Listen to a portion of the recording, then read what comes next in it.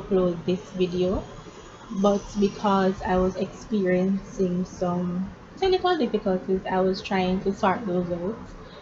So I am back for another episode, and in this one, I want to talk about my experience in primary school. That's exactly where my disability started, in terms of that's when I, you know, found out that I had a rheumatoid arthritis. So I want to start there. I know in my previous videos I went into a lot of details pretty quickly, but I just wanted to just start it off that way. So I'm just going to break it down now. And the first thing I'm going to talk about is my experience going to primary school. So stay tuned. Hi guys. Okay, so as I said before, that I wanted to talk about my experience going to primary school, to tell you exactly how it was for me, seeing that that was the time when I first got my diagnosis. Alright, so the first thing I want to talk about is how exactly I found out that I had it. Um, so the scenario was that I was at school, a normal typical day, you know, um, and then it was lunchtime, and you know what kids do during lunchtime apart from eating, play, all of that. I don't remember the exact details what led up to what, but what I do remember is me feeling a lot of pain, I think. Right, if I remember correctly. So it was a lot of pain, especially in my wrist, my left wrist. And I wasn't rushed to the hospital per se, but I was sent home. So a teacher brought me home and explained the situation to my mom.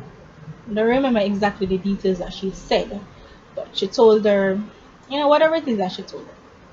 So apart then after that, we went to the hospital where we do blood tests and we do x-rays, and waited for the results and stuff like that.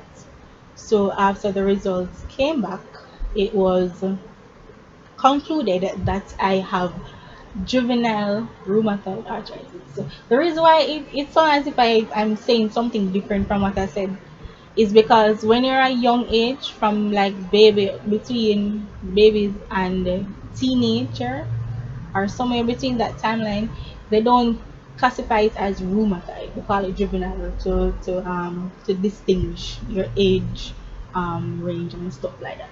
So that was what I was diagnosed with at that time. And to be honest, I never really felt the impact of it, because this was first grade. I never felt the impact of what exactly is going to happen, what I should expect, anything like that. So it was just like something like a flu to my understanding of what exactly my doctor was saying. So I did not know that it would have gotten this worse.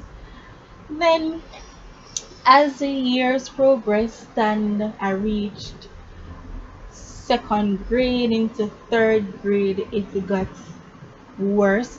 My first signs that I had something was my deformities, and my deformities started in my hands, my wrist more distinctively. So my left wrist started to look funny. It was starting to curve or bend the other way. My wrist started to fall up and things like that. And a lot of persons always say, why you never usually do therapy and XYZ, and they give their opinions and stuff like that. I did everything possible. The only thing I haven't done as yet is surgery. I did everything. Not only was I've been taking heavy medications, painkillers and things like that. I was doing therapy. The first sign of deformity, I started physical therapy. But that didn't stop. I even got splints, and splints are something similar to cast when you get a broken bone. but the only difference is it's made out of the same material, but you also have plastic ones, the ones that are manufactured that you can buy, but that's not the one that I got. In the physical therapy department, they made mines where when my hand started to deform and stuff like that, I remember in one session they forcibly, I call it forcible because I was going through a lot of pains when they were trying to stretch it out, like literally to stretch it out to create the cast for that angle. So they literally stretched it out, put on the plaster polish and all of that on it to create a cast as straight as they'd want my wrist to be. Then after it dry and stuff like that, I had to pick it up. And what I had to do with that splint was to sleep in it. So every night, me and my mom, when we were living together, every night I had to wrap my hand in it. So those bandages things, that the stretchable ones that you can wrap. So I had to put my hand in it, wrap it extremely tight until my wrist was straight like an arrow, like extremely straight in it. And I had to go to sleep with it for the entire night. So I couldn't use my left hand for that remaining for that hours. And then, you know, this went on and on and on and on and on and on. But even though I was doing that with therapy, it still didn't stop my deformity. Not only were my wrists being deformed, my fingers were starting to deform also. And as I said, I was feeling excruciating amount of pain every time they did these kind of therapies. I was frustrated because I was like, this is not helping. Whatever they were trying to do was not helping. My hands were still deforming regardless of the efforts they were making.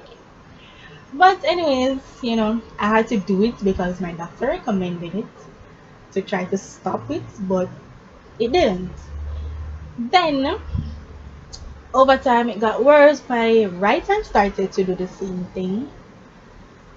To be honest, what was happening to my right hand is exactly what was wrong with my left hand. So my left hand, the wrist is a little bit straighter, but it's in a fixed position.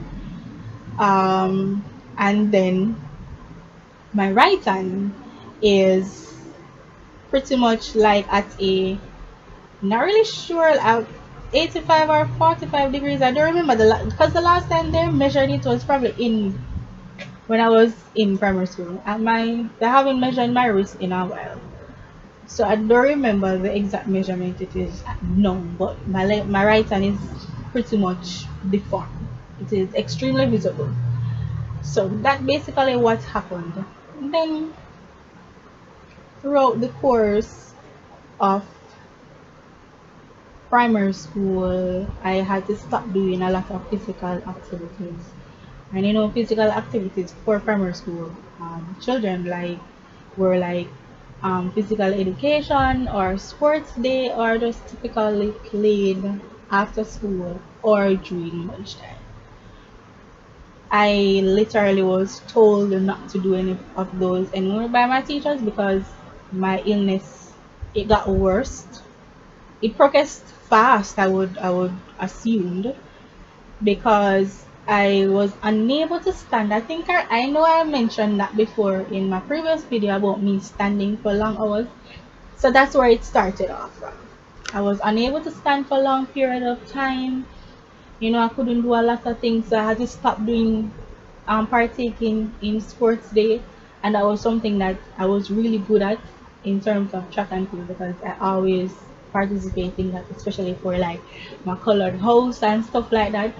And then not only I had to stop participating in that, I also had to stop participating in physical education. So there are times when I would, when it's PE time, I would go and change off like everybody else and I'm ready and all of that because the boys would play their football with the male coach and then the girls would be left on their own to play netball or something. So I was, ready to go and all of that. And I remember when I did that and went on the field and everything. And my teacher blindly told me, go and sit down. What are you doing? You go and sit down, Ashley. I was like, what?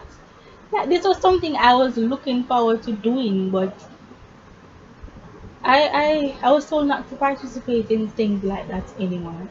Um, and I think that's when I literally started getting depressed in a sense because no, I'm not able to socialize how I don't want to socialize because everybody plays. And I'm probably the only student in the entire school was not doing anything. So I was literally lonely all those times. And third grade was the same thing. Fourth grade, fifth grade, sixth grade, all of those years were the same thing. But what's one of the things that I want to mention also is a story, a little incident that happened to me in second grade.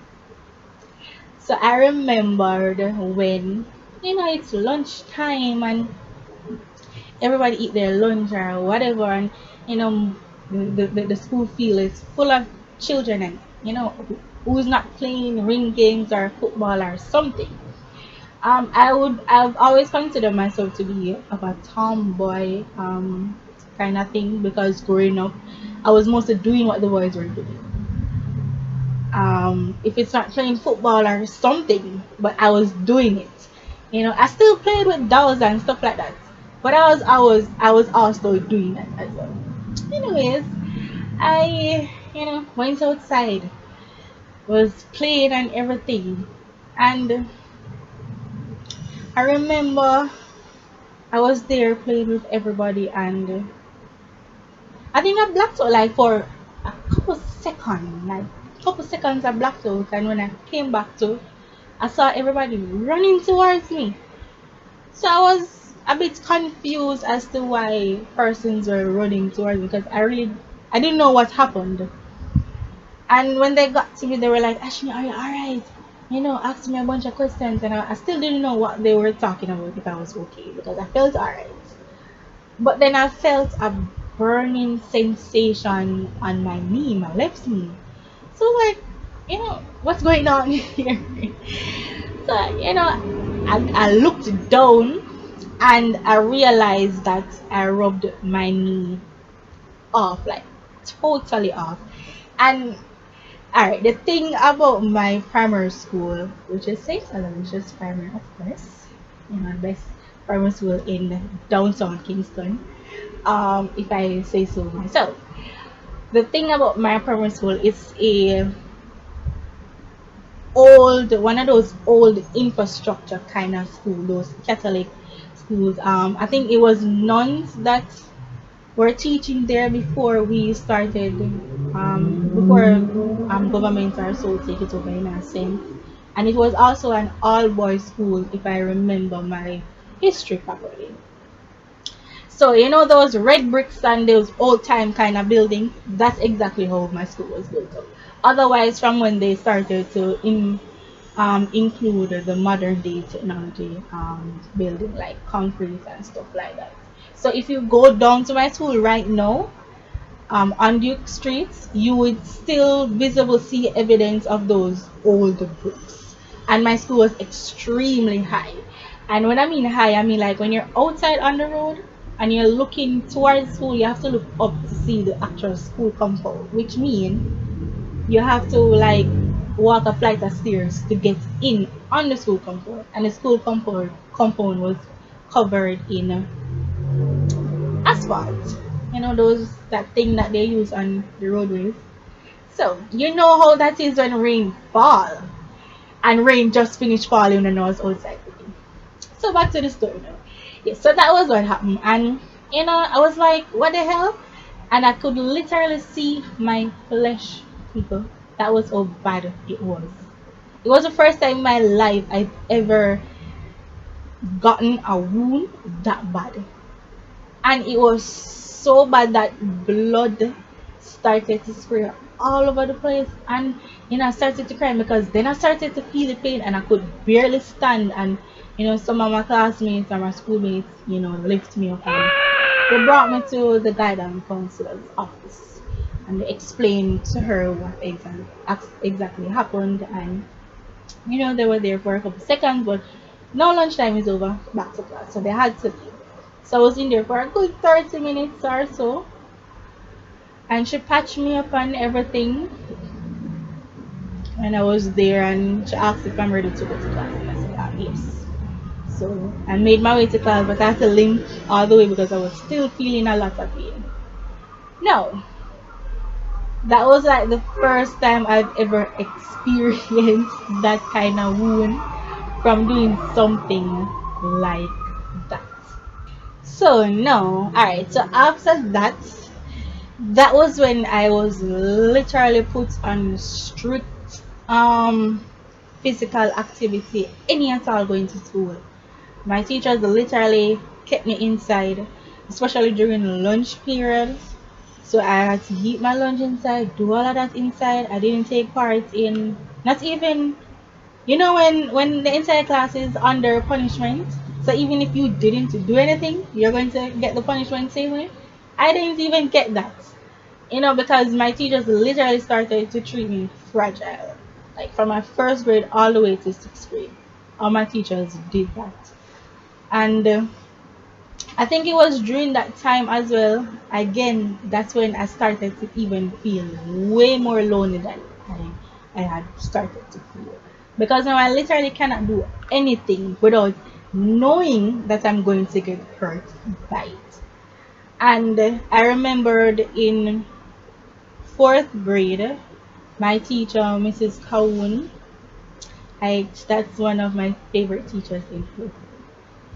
She at the end, I don't remember exactly what happened, why she gave the class punishment, but the entire class was on punishment.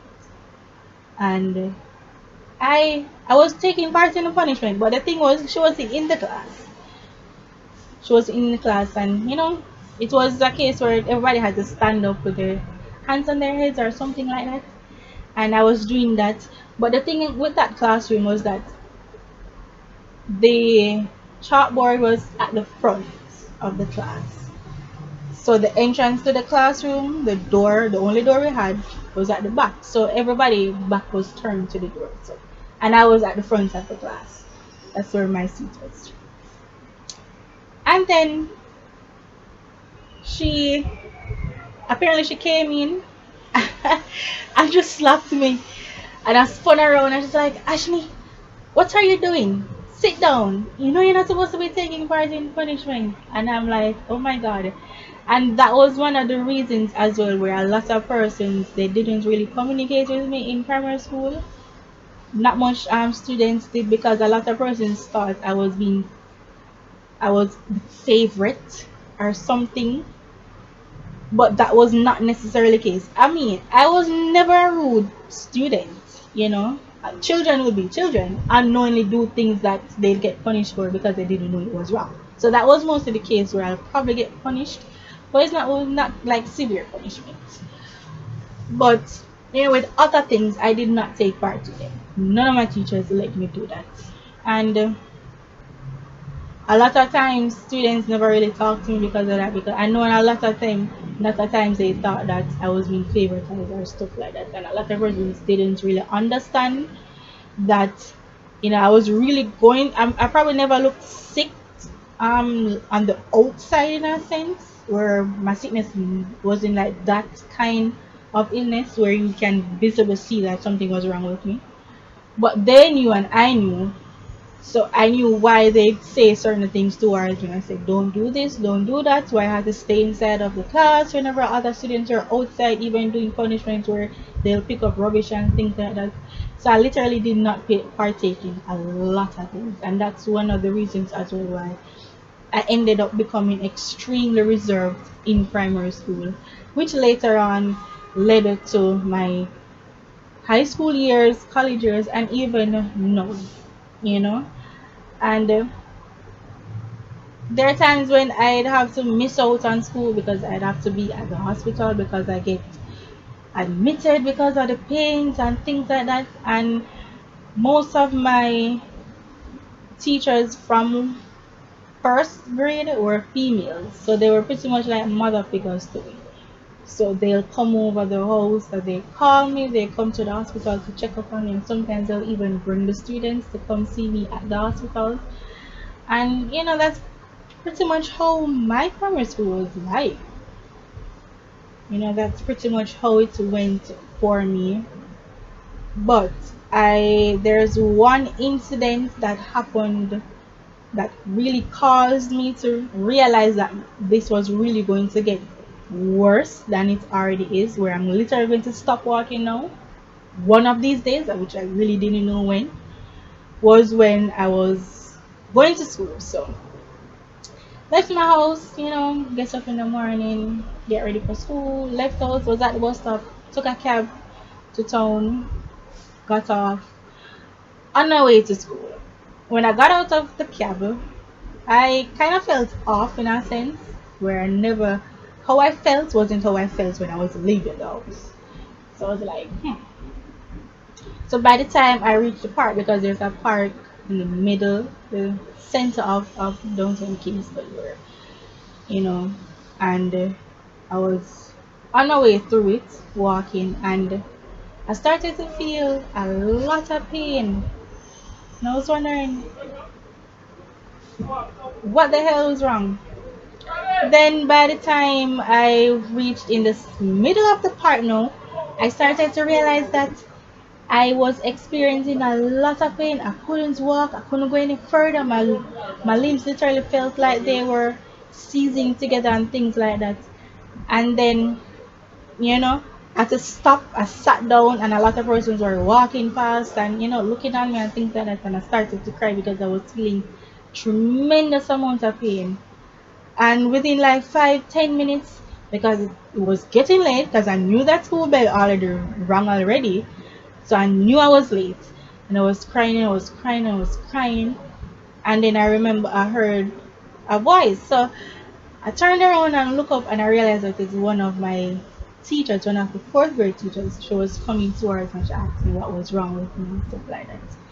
And I explained to her that I was feeling a lot of pain, can't walk anymore, and stuff like that. Because as I said, everybody knew that I was, even teachers who never taught me any at all, the other two grades or the other three grade teachers, they knew that Ashley is not well.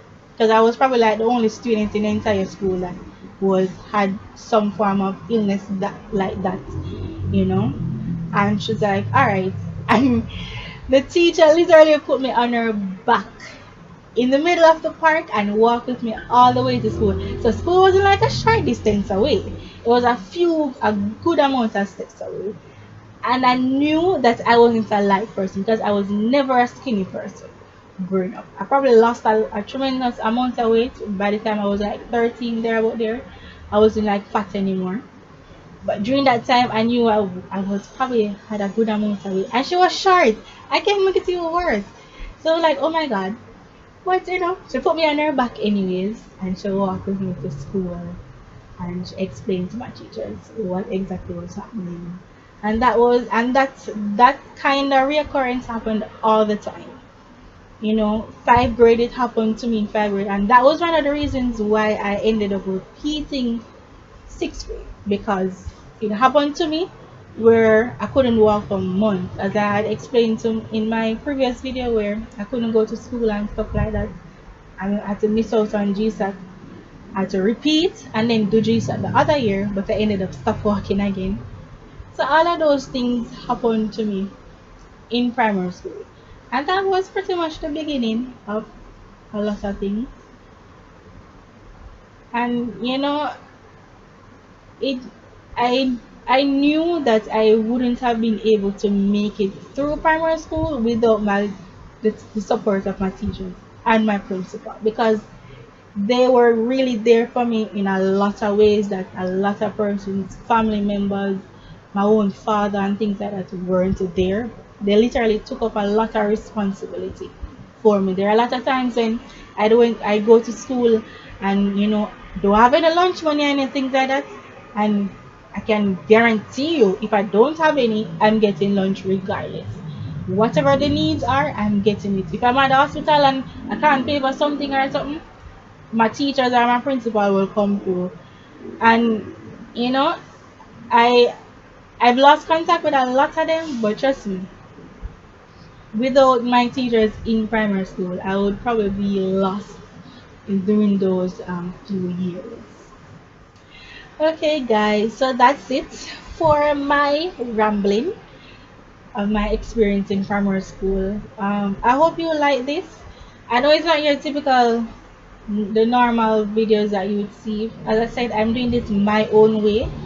I still accept your inputs, your critique, ways I can improve and stuff like that. I'm here to learn as well as how you are here to learn about me and disability and all that. So I hope you like this video. Please to remember to like, subscribe, and share your comments in the comment sections as well, and let me know what you think about this video. I will be uploading as often as I can. Won't be like consistent like every week thing, but it will be often as I can, to keep you on your toes and stuff like that. So I will catch you next time. Thank you. Bye.